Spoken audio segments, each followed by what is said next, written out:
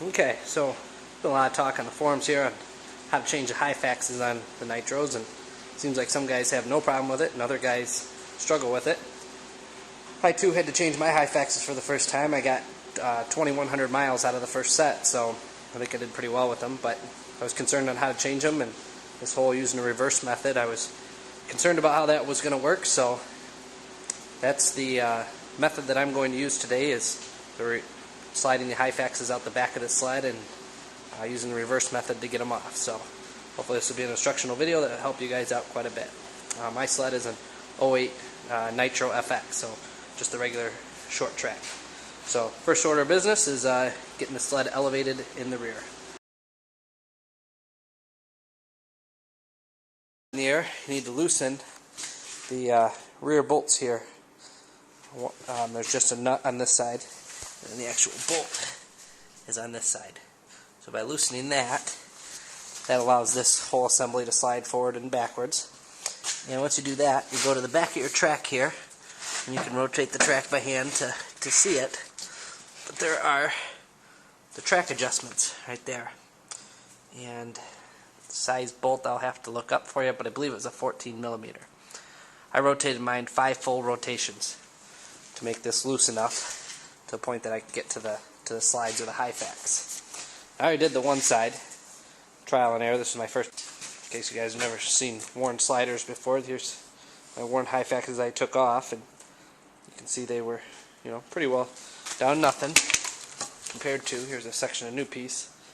You can see quite a bit of difference there. So the next step, once you loosen the tension up on the track and you have the track nice and loose, is up here on the front of the track, on the underside here, there's a Phillips head screwdriver, and I used a large size bit in order to get that off. And hopefully you can kind of maybe see it through the window there. I'm just kind of holding the camcorder under. But you take that screw out, and once you do that, what I found worked the best was I used just an air chisel. Okay, so at this point, I got the front screw removed up front here. I'm just going to take the air chisel, just kind of move this back. I'm just using a dull tip point for the air chisel.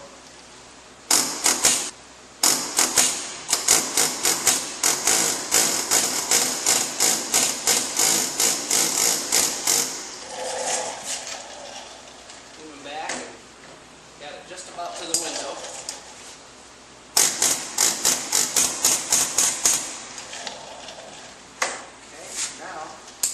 Grab a flat-bladed screwdriver and open this window up a little bit. Alright, so continuing on here, you can see I got this coming out the back window, and I'm just going to advance it just a little bit further before I start the sled and put it in reverse. So I'm just using my air chisel, and I probably could, see how much it came out now, I probably could just get it all off with the air chisel, but that sure wouldn't be cool. So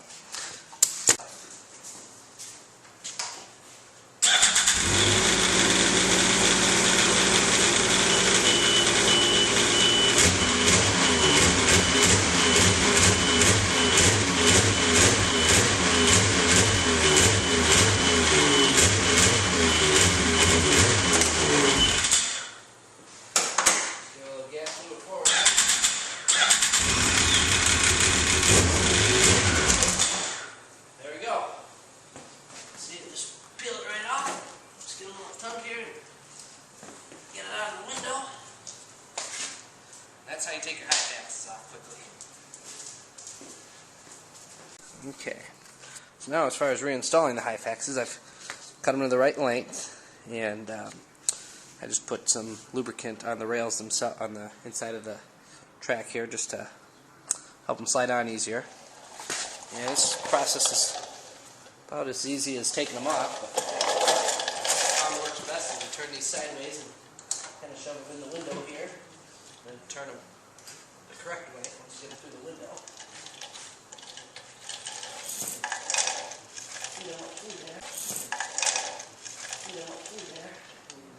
Just barely see it through the window where you need to go. Get them started is the hardest part of this whole process, but once you get them started, Going pretty easy. We can look up the front here and see if we got them. Looks like that one's on, so I'll grab my hammer. Give her a few taps.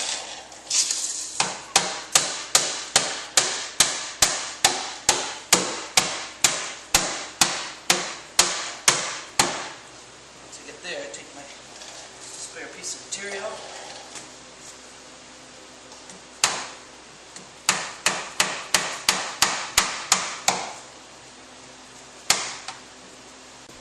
Alright, the next step of our process here, after getting the slide runners installed, is tensioning the track. And our book calls for, on a short track bottle like mine, a gap between the slides and the bottom of the track of 25 millimeters to 30 millimeters, which is just under an inch, 0.98 inches, or 1.18 inches, so an inch and a quarter. So I'm just going to use my trusty rusty standard ruler and measure probably right around an inch and a 16 or an inch and an eighth. It also says to have 22 pounds of downforce on the track when measuring this. So you can be fancy and get yourself one of those spring pullers that you attach to the track and pull down 22 pounds. Or if you're a buff guy like me and you happen to have a gym, you could go get one of your 25-pound dumbbells and that would work also. So at this point, we're going to roll the track so we can see the adjustment screws on the track. And those adjustment screws are 14 millimeters. And when I loosen the track, I loosen it 5 full rotations. So I'm going to start by tightening it 5 full rotations. See that there?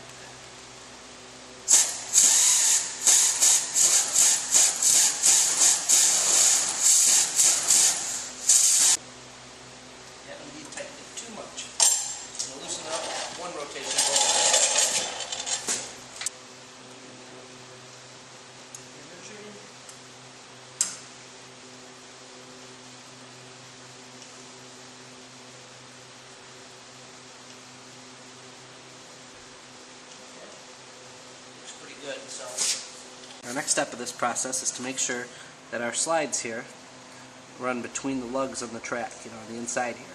We need to make sure they're centered on both sides. So the next step here is we're going to start the snowmobile, just running a few rotations on the track, and then check through the windows to see if they're centered. Okay, at this point we have started the snowmobile. We have rotated the track a few revolutions. And what we are checking for now is to make sure the slides here are centered on the lugs. So we need to double check that. And the way we do that is you actually look on the underside of the track. And you can kind of just look up through the holes in the windows here and make sure that your slides are in fact centered. And looking at mine,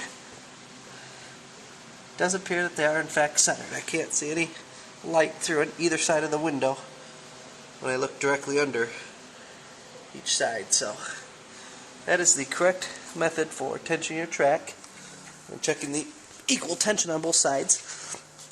Now the only thing left to do is to tighten up the rear bogie wheels here. So I'm going to sock it out and do that next.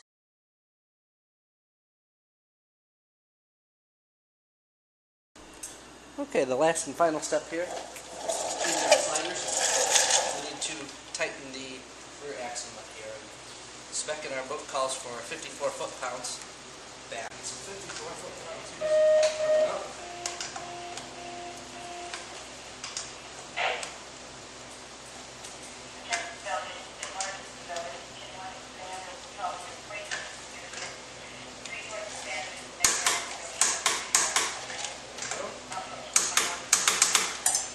So we have properly tensioned our track, changed our sliders, and she is good to go for another 2,000 miles hopefully.